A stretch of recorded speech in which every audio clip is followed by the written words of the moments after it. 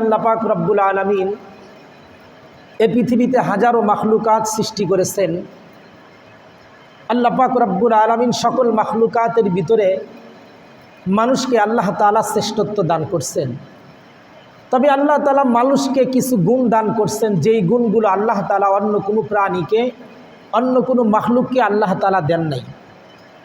যেমন আল্লাহ তাআলা মানুষের ভিতরে কথা বলার শক্তি দিয়েছেন। এ কথা বলার শক্তি আল্লাহ তাআলা পৃথিবীর অন্য কোনো মাখলুকের ভিতরে দেন নাই। আল্লাহ পাক রব্বুল আলামিন মানুষকে চিন্তা ফিকির করার নিয়ামত দান করছেন। এই নিয়ামতটা আল্লাহ তাআলা গরু ছাগলকে দেন নাই।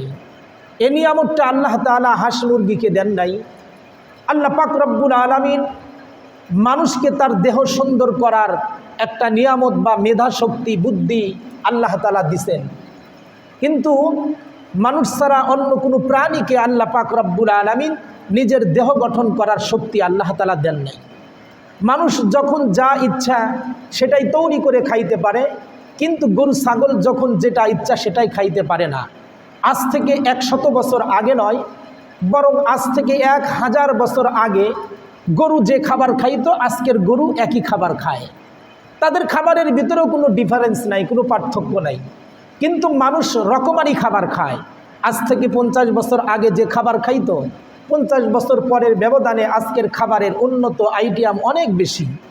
মানুষের ভিতরে আর মাখলুকাতের ভিতরে অনেক পার্থক্য, অনেক নিয়ামত আল্লাহ তাআলা কম বেশি করছেন। বিশেষ করে আল্লাহ পাক রব্বুল আলামিন মানুষকে একটা সুন্দর নিয়ামত দান করছেন, যেই নিয়ামতটা হলো কথা বলার নিয়ামত। মানুষ যখন যেটা ইচ্ছা সেটা বলতে পারে, সমস্যায় পড়লে সেটা বলতে পারে, সুখে থাকলে সেটাও প্রকাশ করতে পারে, দুঃখের ভিতরে পড়লে সেটাও মানুষের কাছে প্রকাশ করতে পারে। এই যে একটা শক্তি, কথা বলার জবান আল্লাহ তাআলা আপনাকে আমাকে দিছেন, এই জবানটা মানুষ আর জিন ছাড়া আল্লাহ তাআলা অন্য কোনো প্রাণীকে দেন নাই। সুবহানাল্লাহ জোরে বলেন। কিন্তু আল্লাহ পাক রব্বুল আলামিন কোরআনে হাকিমের ভিতরে ডেকে বলেন, হে ঈমানদারেরা, তোমাদেরকে যে আমি এই জবানটা দিলাম, এই জবানটাকে তোমরা কোন কাজে ব্যয় করবা, কোন কাজে তোমরা ব্যবহার করবা, এই কথাটাও আল্লাহ পাক রব্বুল আলামিন কোরআনের ভিতরে বলেন। আল্লাহ পাক রব্বুল আলামিন বলেন, ইয়া আইয়ুহাল্লাযীনা আমানু যিকুরুল্লাহ যিকরান কাসীরা। আল্লাহ পাক রব্বুল আলামিন বলেন, হে ঈমানদারেরা, তোমাদেরকে যে জবান আমি আল্লাহ তাআলা দিছি, এই জবান দ্বারা তোমরা আমার জিকির বেশি বেশি করে করো। সুবহানাল্লাহ। বেশি বেশি জিকির করলে কি হবে?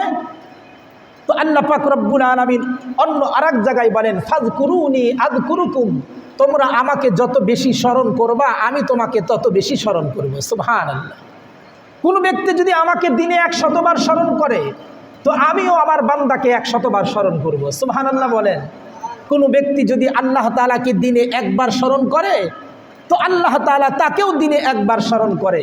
কোনো ব্যক্তি যদি আল্লাহ পাক রব্বুল আলামিনের আলোচনা কোনো মজলিসের ভিতরে করে, তো আল্লাহ পাক রব্বুল আলামিন তার আলোচনাটা ফেরেশতাদের মজলিসে করেন। সুবহানাল্লাহ। এজন্য আল্লাহর রাসূল সাল্লাল্লাহু আলাইহি ওয়াসাল্লাম বলেন, আল্লাহ পাক রব্বুল আলামিন আমাদেরকে যে জবান দিয়েছেন, এই জবানটা আল্লাহ তাআলা অন্য কোনো মাখলুককে দেন নাই, শুধুমাত্র আমাদেরকে দিয়েছেন। কথা বলার শক্তি দান করছেন। তবে কোনো ব্যক্তি যদি তার জবানকে আল্লাহ পাক রব্বুল আলামিনের জিকিরে লাগায়, তো আল্লাহ তাআলা বলেন, ইন্নাল্লাহা ইউহিব্বুত তাওয়াবিনা ওয়া ইউহিব্বুল মুতাতাহহিরিন। জিকির করতে করতে তার জবানটা এমন পবিত্র হয়ে যায়, যার পবিত্র জিকির, পবিত্র দিল আমি আল্লাহর কাছে বেশি পছন্দ হয়ে যায়। সুবহানাল্লাহ। এই জন্য আল্লাহর রাসূল বলেন, লিকুল্লি শাইইন সিকালাতুন, সিকালাতুল কুলুবি যিকরুল্লাহ। আল্লাহ তাআলা বলেন, পৃথিবীর প্রত্যেকটা জিনিসকে পরিষ্কার করার একটা যন্ত্র আছে। কাপড় যদি অপরিষ্কার হয়, সেটা পরিষ্কার করার জন্য সাবান আছে। লোহাতে যদি মরিচা ধরে, তাহলে এটাকে পরিষ্কার করার জন্য হাতুড়ি আছে।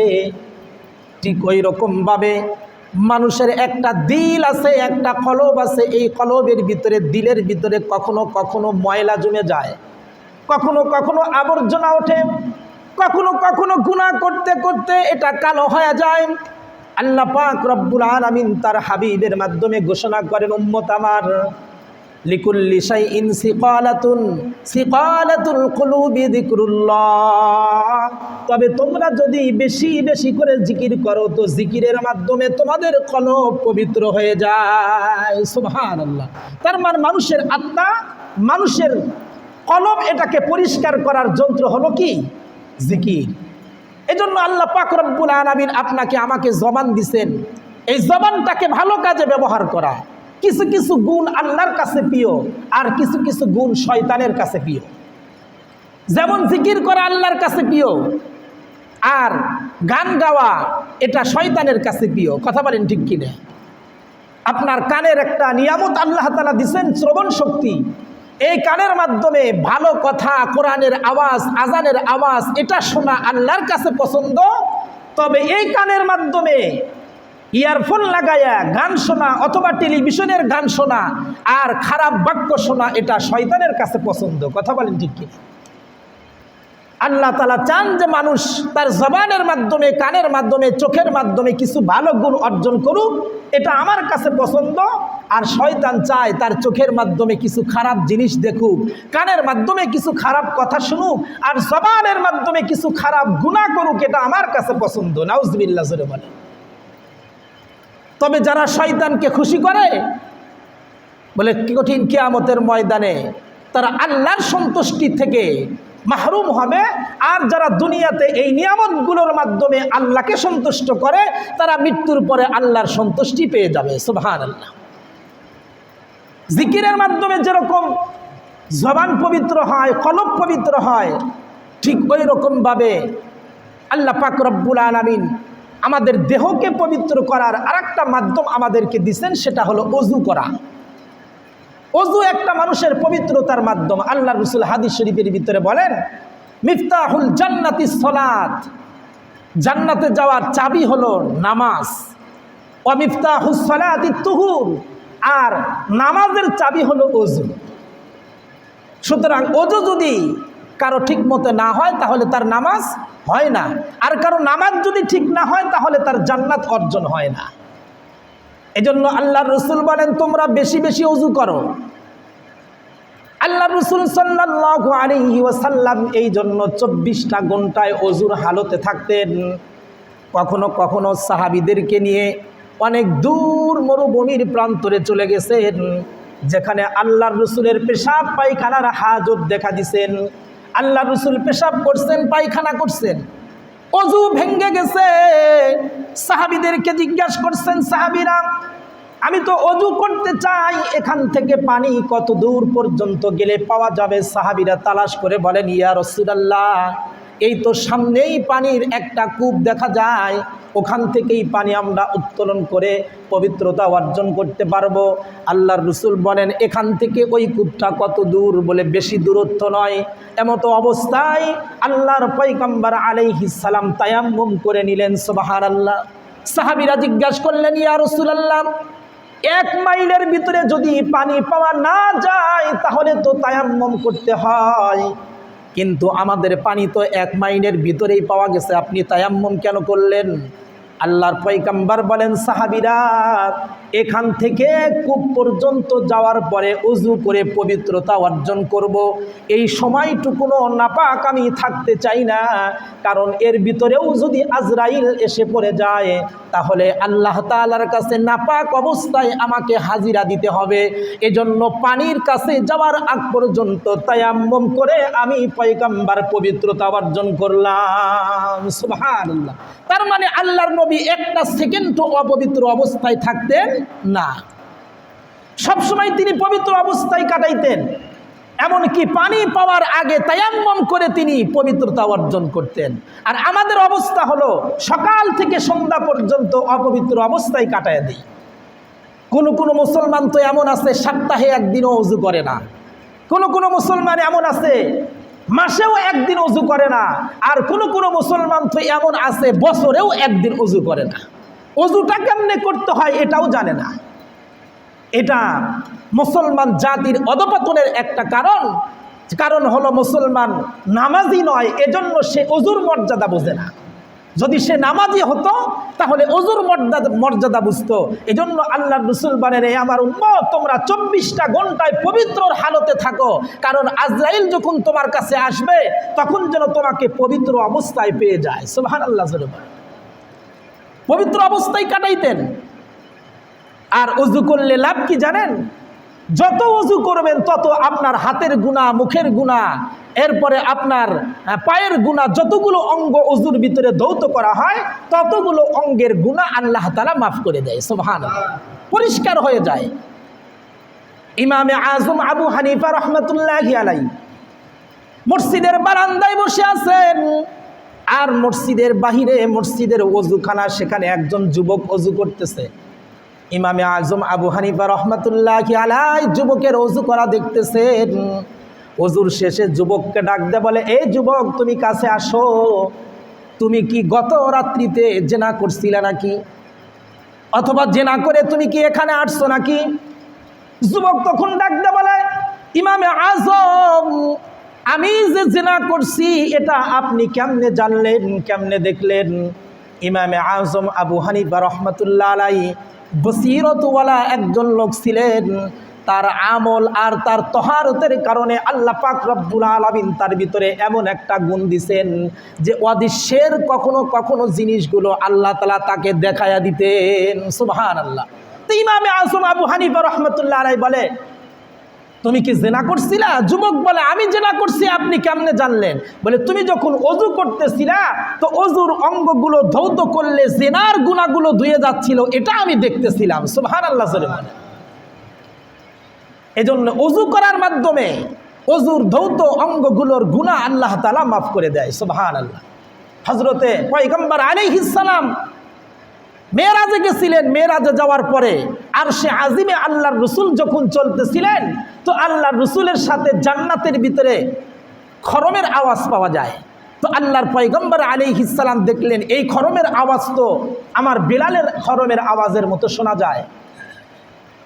আল্লাহ রাসূল সাল্লাল্লাহু আলাইহি ওয়াসাল্লাম পিছন দিকে তাকায়া দেখেন হযরত বেলাল রাদিয়াল্লাহু তাআলা আনহু তার পিছনে পিছনে হাঁটতেছে জান্নাতের ভিতরে। সুবহানাল্লাহ।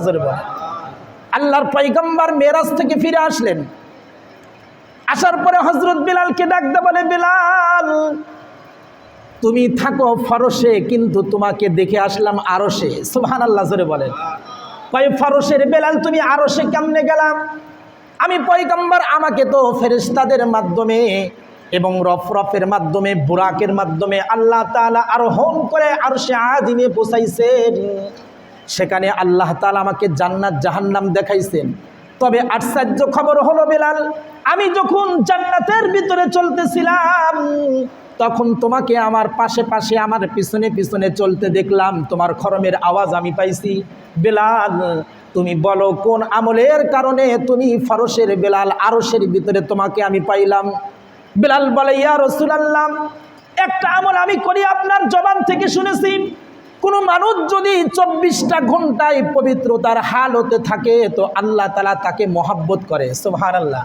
কারণ আল্লাহ তাআলা বলেন, ইন্নাল্লাহা ইউহিব্বুত তাওয়াবিনা ওয়া ইউহিব্বুল মুতাতাহহিরিন। এজন্য আল্লাহর পয়গম্বর গো, আপনার জবান থেকে যেদিন শুনছি সেই দিনের পর থেকে আমি 24টা ঘন্টায় ওযুর হালতে থাকি। সুবহানাল্লাহ। তবে আরেকটা গুণ হলো, ইয়া রাসূলুল্লাহ, আমি যখন ওযু করি, ওযু করার পরে আমি তাহিয়াতুল ওযু 2 রাকাত নামাজ পড়ি। সুবহানাল্লাহ। আল্লাহর পয়গম্বর বলেন, এই 2টা গুণ, একটা হলো 24টা ঘন্টায় তুমি পবিত্রতার হালতে থাকো, আর যখনই তুমি ওযু করো তখনই 2 রাকাত তাহিয়াতুল ওযুর নামাজ পড়ো। এই 2টা গুণের কারণে আল্লাহ পাক রব্বুল আলামিন তোমাকে জান্নাতে আমার সাথে চলাইছেন। সুবহানাল্লাহ।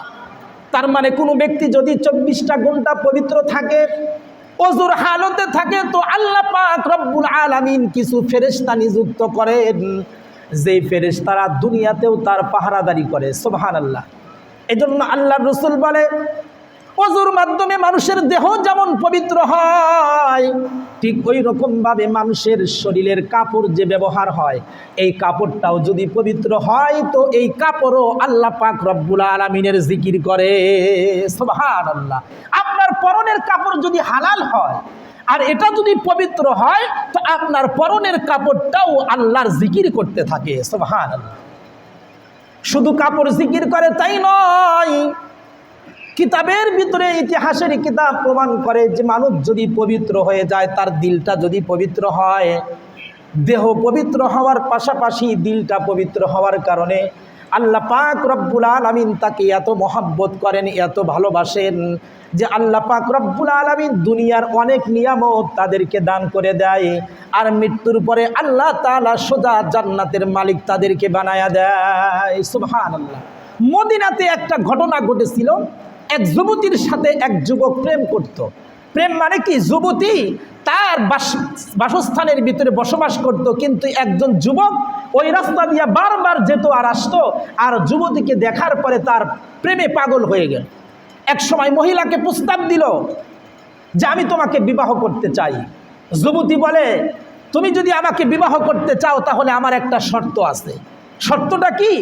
মসজিদে নববীর ভিতরে, মদিনার মসজিদে তোমাকে 40 দিন পবিত্রতা অর্জন করে ওযু সহকারে 24টা ঘন্টা কাটাইতে হবে, আর 40 দিনে 5 ওয়াক্ত নামাজ তোমাকে মসজিদে নববীর ভিতরে গিয়া হযরত ওমর রাদিয়াল্লাহু তাআলা আনহুর পিছনে নামাজ আদায় করতে হবে। সুবহানাল্লাহ।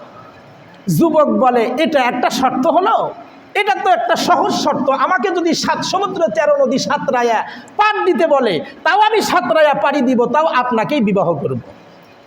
যুবকের ভিতরে যুবতীর প্রেম, যুবতীকে পাওয়ার জন্য সে 40টা দিন পবিত্রতার সাথে তহারতের সাথে 24 ঘন্টা কাটাইছেন, আর 5 ওয়াক্ত নামাজ মসজিদে নববীর ভিতরে খলিফাতুল মুসলিমিন ওমর রাদিয়াল্লাহু তাআলা আনহুর পিছনে পড়ছেন।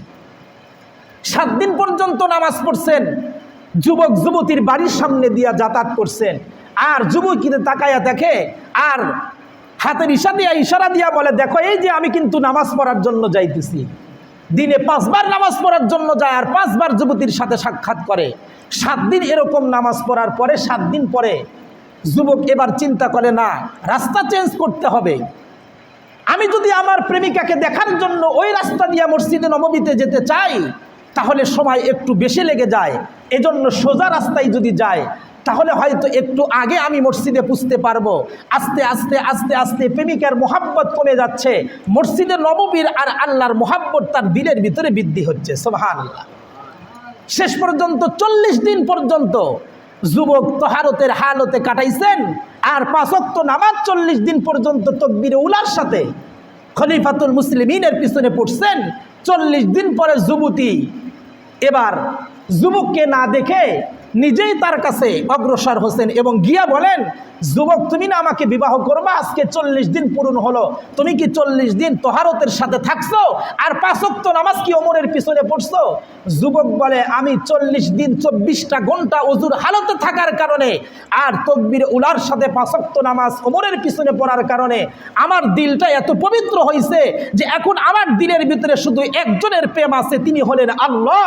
গায়রুল্লাহর প্রেম আমার দিল থেকে বের হয়ে গেছে। সুবহানাল্লাহ জোরে বলে। সুতরাং আমি তোমাকে এখন আর বিবাহ করতে চাই না, বরং আমার দিলের ভিতরে শুধু একজনের ভালোবাসা, তিনি হলেন আল্লাহ। সুবহানাল্লাহ। এই জন্য পবিত্রতা এমন একটা জিনিস, তহারত এমন একটা জিনিস, অজু এমন একটা জিনিস যে অজু অবস্থায় কোনো মানুষ যদি 24টা ঘন্টা কাটায় তাহলে তার দেহ শুধু পবিত্র হয় তাই নয়, বরং তার আত্মা, তার দিলটা পবিত্র হয়ে যায়। তখন তার মাধ্যমে দুনিয়াতে খারাপ কোনো ঘটনা, খারাপ কোনো কাজ আর হওয়া সম্ভব না। এজন্য আল্লাহর রাসূল বলেন, লিকুল্লি শাইইন সিকালাতুল কুলুবি যিকরুল্লাহ। আল্লাহর পয়গম্বর বলেন, তুমি ওযুর মাধ্যমে 24টা ঘন্টা কাটায়া দাও, তোমার দেহ পবিত্র হবে। আর জবানের মাধ্যমে তুমি আল্লাহর জিকির চালায়া দাও, তাহলে তোমার কলব পবিত্র হবে। সুবহানাল্লাহ। দেহ আর কলব যদি কারো পবিত্র হয় তাহলে তার মাধ্যমে পৃথিবীর কোনো মানুষের কোনো ক্ষতি হয় না, বরং তার মাধ্যমে পৃথিবীর মানুষের উপকার হয়। সুবহানাল্লাহ বলেন।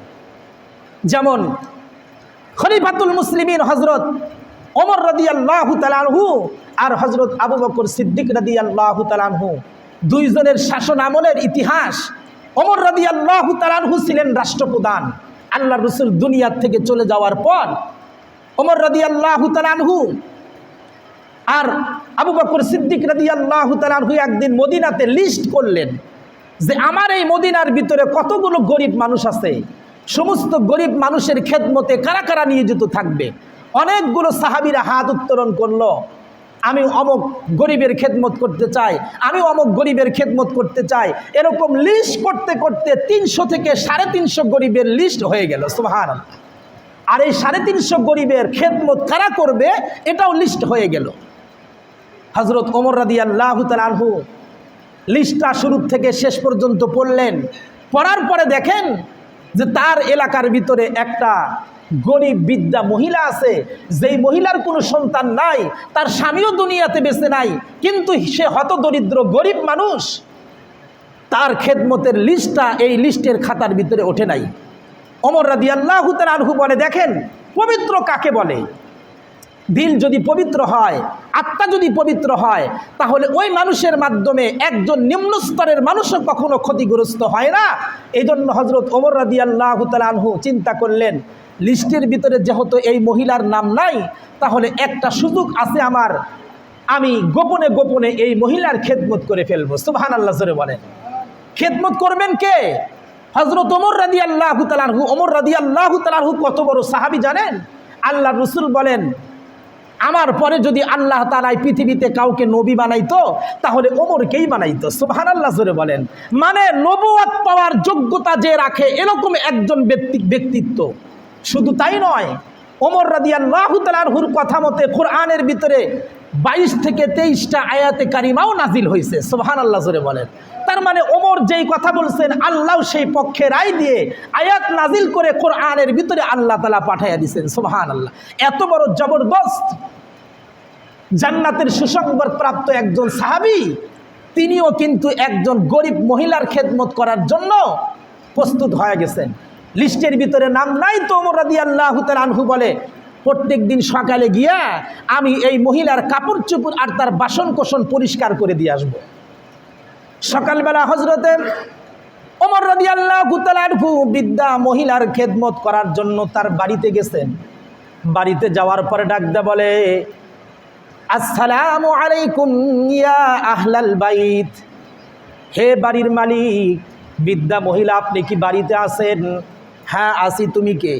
বলে আমি হলাম হযরত ওমর রাদিয়াল্লাহু তাআলা আনহু। বলে কি চাও? বলে আমি তোমার কাছে কিছু চাই না, তোমার ঘরের যেই বাসন কোসন, তোমার অপবিত্র কাপড় চোপড় যেগুলো আছে, পুরাতন কাপড় পরিষ্কার নাই, সেই জিনিসগুলো তুমি বের করে আমার কাছে দাও, আমি এগুলো পরিষ্কার করে পবিত্রতা করে তোমার কাছে দিয়ে যাই। বৃদ্ধা মহিলা বলে, ওমর আমার তো এমন কোনো বাসন নাই, এমন কোনো কাপড় নাই যেটা অপবিত্র আছে। বলে কারণ কি? বলে কারণ হলো তোমার আগেই একজন যুবক আমার বাড়িতে এসেছিল, সে এসে আমার কাপড় চোপড় আমার বাসন কোসনগুলো পরিষ্কার করে দিয়ে চলে গেছে। সুবহানাল্লাহ জোরে বলেন। ওমর রাদিয়াল্লাহু তাআলা আনহু চিন্তা করেন, লিস্টের ভিতরে মহিলার নাম নাই, মহিলার খেদমত করবে এরকম কোনো ব্যক্তিও তো নাম দেয় নাই, তাহলে কে এর পবিত্রতা অর্জন করে দিয়ে গেল? ওমর রাদিয়াল্লাহু তাআলা আনহু বলেন, আজকে যেই যুবক পরিষ্কার করছে আমি আগের দিন তার আগে সেই বৃদ্ধা মহিলার কাপড়গুলো পরিষ্কার করে দিব। পরের দিন ফজরের নামাজের পর চলে গেছেন। এবার ফজরের নামাজের পর বৃদ্ধা মহিলাকে আগের দিনের মতোই একই কথা বলতেছেন, কিন্তু বৃদ্ধা মহিলা বলে, তুমি আসার আগেই একজন যুবক আমার বাড়িতে এসে আমার কাপড় চোপড়গুলো পরিষ্কার করে দিয়ে গেছে। সুবহানাল্লাহ। ওমর রাদিয়াল্লাহু তাআলা আনহু বলে, গতকাল আসলাম তাও পেলাম না, আজকে আসলাম তাও পেলাম না, আমারও আগে কোন যুবক আসে আপনার বাড়িতে? আপনি কি চেহারা চেনেন? বলে না, আমি তার চেহারা দেখি নাই, বাহির থেকে ডাক দেয়, আমার অপবিত্র জিনিসগুলো তার কাছে বের করে দেই আর পবিত্র করে সে দরজা দিয়ে আমার বাড়ির ভিতরে দিয়ে যায়। সুবহানাল্লাহ বলে। ওমর রাদিয়াল্লাহু তাআলা আনহু বলেন, আজকে শেষ রাত্রে আসব, শেষ রাত্রে এসে দেখব আমার আগে কি আসে। ওমর রাদিয়াল্লাহু তাআলা আনহু শেষ রাত্রে বৃদ্ধা মহিলার বাড়িতে গেছেন। বৃদ্ধা মহিলাকে ডাক দেয়া বলে, দেন আপনার অপবিত্র কাপড়গুলো দেন, বাসনগুলো দেন, আমি পরিষ্কার করে দেই। বৃদ্ধা মহিলা বলে, কিছুক্ষণ আগেই যেই যুবকটা আমার অপবিত্র জিনিসগুলো পরিষ্কার করে দিয়ে যায়, সে তো এসেছিল পরিষ্কার করে দিয়ে চলে গেছে। সুবহানাল্লাহ জোরে বলেন। এবার ওমর রাদিয়াল্লাহু তাআলা আনহু বলে, এত রাত্রিতে এসে তাও পারলাম না, আজকে আর বাড়িতেই যাব না, সারা রাত্রিতে তোমার বাড়ির সামনে দাঁড়ায় থাকবো, দেখব কোন যুবক তোমার বাড়িতে এসে আমার আগে তোমার অপবিত্র জিনিসগুলো পবিত্র করে দিয়ে যায়। সুবহানাল্লাহ। সারা রাত্রি বিদ্যার বাড়ির আড়ালে লুকায়া লুকায়া কাটাইয়া দিচ্ছেন।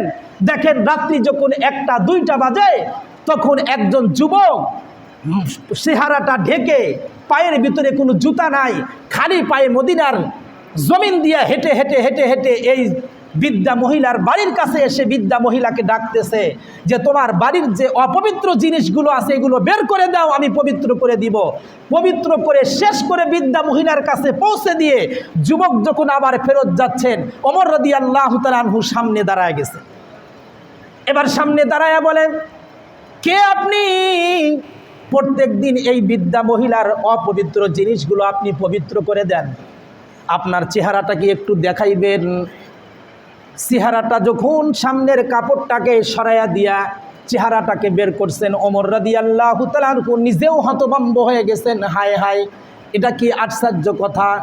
খলিফাতুল মুসলিমিন, রাষ্ট্রপ্রধান হযরত আবু বকর সিদ্দিক রাদিয়াল্লাহু তাআলা আনহু, তিনি নিজে বৃদ্ধা মহিলার কাপড় চোপড় পরিষ্কার করে দিয়ে যায়। সুবহানাল্লাহ। রাষ্ট্রপ্রধান ছিলেন, একটু চিন্তা করে দেখেন, যিনি আল্লাহ রসুলের পরে আল্লাহ রসুলের মানে শাসনের আয়ত্ত যত দূর পর্যন্ত ছিল ততদূর পর্যন্ত ওমর রাদিয়াল্লাহু তাআলা আনহুর খেলাফত ছিল।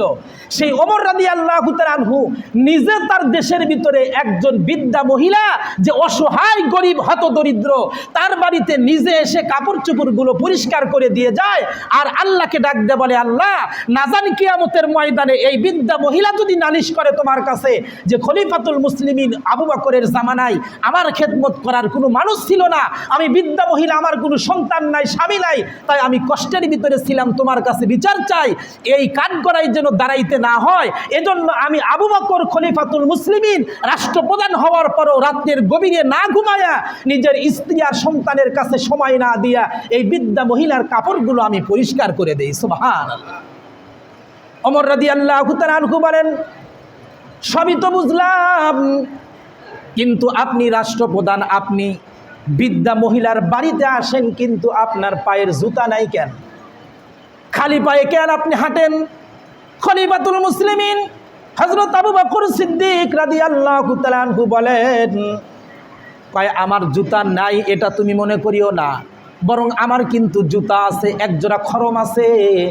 আগের যুগে মানুষ খরম পায়ে দিত, এইখানকার যুগের মতো জুতা ওই যুগে ছিল না। খরম পায়ে দিয়ে হাঁটলে কিন্তু রাস্তার ভিতরে খটখট একটা আওয়াজ হয়। হযরত আবু বকর সিদ্দিক রাদিয়াল্লাহু তাআলা আনহু বলে, ওমর রে, আমি যখন রাত্রি 1টা 2টার সময় বৃদ্ধা মহিলার বাড়িতে তার বাসনগুলো পরিষ্কার করার জন্য আমার বাড়ির থেকে আসি, মাঝখানে অনেক একটা রাস্তা পাড়ি দিতে হয়, অনেকখানি রাস্তা অতিক্রম করতে হয়।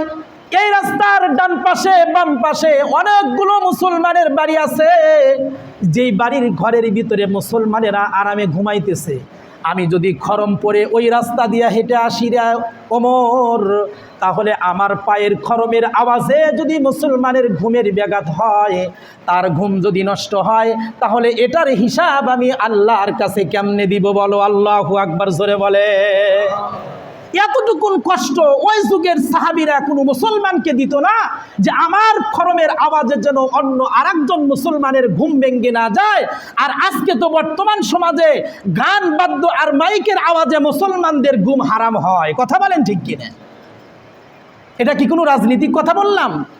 বলেন, রাজনীতি কথা বললাম না সত্য একটা কোরআন হাদিসের হক কথা বললাম? কথা বলেন না, কে মিথ্যা কথা বলছি? মসজিদের ভিতরে আল্লাহর ঘরে মেম্বারে বসে মাইক দিয়ে মিথ্যা কথা বলার জন্য আসি নাই। যা বলি কোরআন হাদিস থেকে আপনাদেরকে বোঝানোর জন্য 2-1টা উদাহরণ হয়তো দিয়ে থাকি। তবে একটা কথা মনে রাখবেন, হক কথা সবসময় বলতে হবে, এটা আপনাকে মানতে হবে। আল্লাহ রাসূল সাল্লাল্লাহু আলাইহি ওয়াসাল্লাম বলেন, তোমরা বেশি বেশি করে ওযু করো, তাহলে তোমাদের দেহ পবিত্র হবে, আর জবানের মাধ্যমে তোমরা জিকির করো, তোমাদের কলব পবিত্র হবে। এই 2টা জিনিস যদি তোমার পবিত্র হয়, তাহলে তোমার হাতের মাধ্যমে, তোমার জবানের মাধ্যমে কোনো মুসলমান কখনো কষ্ট পাবে না। এই জন্য আল্লাহর রাসূল হাদিস শরীফের ভিতরে বলেন, মান সালিমাল মুসলিমুনা মিন লিসানি ওয়া ইয়াদি, যেই মুসলমানের হাত আর জবান থেকে অপর মুসলমান নিরাপদে থাকে, তার জান্নাতের নিরাপত্তা আমি রাসূল নিজে নিয়ে নিব। সুবহানাল্লাহ। কিন্তু সবচাইতে বড় আশ্চর্যের বিষয়, সঙ্গত কারণে আমাদের সমাজের অবস্থা হলো, আমার হাতের পাওয়ার যদি একটু বেশি থাকে, আমার জবানের পাওয়ার যদি একটু বেশি থাকে, তাহলে আমার হাত আর জবানের মাধ্যমে একজন দুর্বল মুসলমানের নিরাপত্তা দেওয়ার চেষ্টা করি না, চেষ্টা করি আমার হাতের শক্তির মাধ্যমে কাউকে বন্দী করা যায় কিনা। কথা বলেন ঠিক কিনা? এটা চেষ্টা করি আমরা। আমার হাতের পাওয়ারকে আমি অপব্যবহার করি, আমার জবানের পাওয়ারকে আমি অপব্যবহার করি। মনে রাখবেন, আপনার হাতের পাওয়ার আর জবানের পাওয়ার ততদিন আল্লাহ হুকুম দিয়ে রাখছেন যতদিন। কথা বলেন ঠিক কিনা? আপনার হাতের পাওয়ার এক সময় শেষ হয়ে যাবে। এই পাওয়ারের মালিক কিন্তু আপনি না, এই জবানের পাওয়ারের মালিক কিন্তু আপনি না। আপনি যদি হতেন তাহলে প্যারালাইসিস হয়ে আপনার হাতের শক্তি যায় কোথায়, আপনার পায়ের শক্তি যায় কোথায়, এটা ফেরত পান না কেন? কারণ হলো এ সব কিছু নিয়ন্ত্রণ করতেছেন কে? আল্লাহ। এজন্য আল্লাহ রাসূল বলেন, মান সালিমাল মুসলিমুনা মিন লিসানি ওয়া ইয়াদি, হে মুসলমান, তোমার হাতকে তুমি সংযত রাখো, তোমার জবানকে তুমি সংযত রাখো। তোমার জবানের মাধ্যমে কোনো মুসলমানকে কষ্ট দিও না, হাতের মাধ্যমে কোনো মুসলমানকে কষ্ট দিও না, তোমার ক্ষমতার মাধ্যমে কোনো মানুষকে কষ্ট দিও না, তোমার সম্পদের মাধ্যমে কোনো মুসলমানকে কষ্ট দিও না। তাহলে আমি আল্লাহর রাসূল তোমাকে জান্নাতে নিয়ে যাওয়ার জিম্মাদারি নিয়ে নিব। সুবহানাল্লাহ। কত বড় সার্টিফিকেট আল্লাহর রাসূল আমাদেরকে দিয়ে দিয়েছেন। কিন্তু আমাদের অবস্থা হলো হামকে হুনুরে, আমার হাতে পাওয়ার আছে, শক্তি আছে, আমি সাইজ করে ফেলবো, দেখে নিব। মনে রাখবেন, আপনাকে দেখারও কিন্তু একজন আছে, এক সময় আসবে। আপনার শক্তি হয়তো এপার, কিন্তু আল্লাহর শক্তি হলো ওই পার, যেই পারে আপনার কোনো দাদা থাকবে না, যেই পারে আপনার কোনো নেতা থাকবে না, যেই পারে আপনার কোনো নেত্রীও থাকবে না। কথা বলেন ঠিক কিনা? অনেকে হয়তো মনে করতেছে, হুজুর রাজনীতি করলাম না একটা হাদিসের কথা বললাম। খুব ভালো করে স্মরণ রাখবেন, আল্লাহর রাসূল এজন্যই বলেন, লিকুল্লি শাইইন সিকালাতুন, প্রত্যেকটা জিনিসকে পবিত্র করার একটা যন্ত্র আছে, লোহা পবিত্র করার যন্ত্র আছে, কাপড় পরিষ্কার করার সাবান আছে, দিলকে পবিত্র করো, এটার একটা যন্ত্র আল্লাহ তাআলা দিবেন। সিকালাতুল কুলুবি যিকরুল্লাহ, বেশি বেশি করে জবান দিয়ে আল্লাহর জিকির করো। সুবহানাল্লাহ। আমাদের ভিতরে জিকির নাই, আল্লাহর জিকির নাই, কালেমার জিকির নাই। অথচ হাদিস শরীফের ভিতরে আল্লাহর রাসূল বলেন, কোনো ব্যক্তি যদি তার জবানের মাধ্যমে শুধুমাত্র একবার বলে সুবহানাল্লাহ, তো আল্লাহ তাআলা আসমান আর জমিনের ফাঁকা জায়গাটাকে নেকি দিয়া ভরে দেন। সুবহান। হযরত ইউসুফ আলাইহিস সালামের ওয়াকে আপনারা শুনেছেন। ইউসুফ আলাইহিস সালাম, জুলেখা যখন জিনা করার জন্য অন্দর মহলের ভিতরে তাকে বন্দী করছিল, ইউসুফ আলাইহিস সালাম সেখান থেকে আল্লাহ তাআলা তাকে বাঁচাইছেন, পবিত্র হয়ে ফেরত আসছেন। কিন্তু আজিজে মিশরের কাছে তার সাক্ষী বলতে কেউ নাই, কিন্তু সাক্ষী দিছিলেন একটা ছোট্ট বাচ্চা, যিনি সবেমাত্র মায়ের কোলের ভিতরে, দোলনার ভিতরে কথা বলার শক্তি রাখে না। কথা বলেন ঠিক কিনা? এই বাচ্চা যখন ইউসুফ আলাইহিস সালামের পবিত্রতার সাক্ষী দিছে যে পয়গম্বর পবিত্র, প্রমাণ হলো কি, জুলেখার পিছন দিক থেকে যদি কাপড় ছেঁড়া থাকে, তাহলে মনে করবেন ইউসুফ আলাইহিস সালাম, ইউসুফের যদি পিছন দিক থেকে কাপড় ছেঁড়া থাকে, তাহলে মনে করবেন ইউসুফ আলাইহিস সালাম পবিত্র। শেষ পর্যন্ত দেখা গেল ইউসুফ আলাইহিস সালামের পাঞ্জাবির পিছনে ছেঁড়া, তার মানে বোঝা গেল জুলেখাই তার উপর আক্রমণ করেছিল। সুবহানাল্লাহ জোরে বলেন। ইউসুফ আলাইহিস সালামকে পবিত্র বলে ঘোষণা করলেন বাদশা, তারপরেও কিন্তু হাজত খাটতে হয়েছে। কিন্তু ইউসুফ আলাইহিস সালাম যখন রাজত্ব ফেরত পাইছেন, যখন কোষাগারের দায়িত্ব পাইছেন, খাদ্য বন্টন করেন গরিবদের ভিতরে, তখন একজন যুবক একবার ত্রাণ নিছেন, আবার দ্বিতীয়বার আবার লাইনে দাঁড়াইছেন, আবার ত্রাণ নিছেন, আবার তৃতীয়বার আবার লাইন দাঁড়াইছেন। ইউসুফ আলাইহিস সালাম বলেন, এই যুবক, তুমি কে? একবার নিছো, আবার দাঁড়াইলা, আবার দিছি, আবার দাঁড়াইলা, তিনবার পর্যন্ত তুমি ত্রাণ নেওয়ার জন্য আসলা, তোমার পরিচয় কি? যুবক বলে, আজিজে মিশর, আপনি যদি আমার পরিচয় জানেন তাহলে শুধু 3 বার নয়, 100 বার পর্যন্ত আপনি আমাকে দিবেন। সুবহানাল্লাহ জোরে বলেন। আজিজে মিশর বলে, কি তোমার পরিচয়? বলে, ছোট্ট কালে আপনাকে যখন আজিজে মিশরের স্ত্রী জুলেখা যখন আপনাকে অপবিত্রর ঘোষণা দিয়েছিল, তখন শুধুই মাত্র একটা সাক্ষী ছিল এই পৃথিবীতে যে আপনার পবিত্রতার ঘোষণা দিয়েছিল, একটা ছোট্ট বাচ্চা। সেই বাচ্চাটাই হলাম আমি, যুবক। সুবহানাল্লাহ জোরে বলেন। আজিজে মিশর বলে, এই খাদ্য বন্টনকারী কাজে যারা নিয়োজিত আছো, তোমাদেরকে বলে রাখলাম, এই যুবক 3 বার নয়, 100 বার নয়, যতবার আসবে ততবার তুমি একে খাবার দিয়ে দিবা। সুবহানাল্লাহ জোরে বলেন। মনে রাখবেন, একজন দুনিয়ার মানুষের পয়গম্বরের একটা পবিত্রতার ঘোষণা দেওয়ার কারণে যদি সারা জীবনের রিজিকের ব্যবস্থা হয়ে যায়, আল্লাহ বলে কোনো মানুষ যদি আমার পবিত্রতা ঘোষণা করে, শুধু তাকে দুনিয়াতে নয় আখিরাতের জিন্দেগিতেও আমি তাকে পবিত্রতা বানায়া জান্নাতের মালিক বানায়া দেই। সুবহানাল্লাহ। এই জন্য জবান আল্লাহ দিচ্ছেন, জবানের মাধ্যমে আল্লাহর পবিত্রতার স্লোগান দেন সুবহানাল্লাহ। এরপরে আল্লাহর প্রশংসা করেন আলহামদুলিল্লাহ, আল্লাহর বরত্বের ঘোষণা দেন আল্লাহু আকবার।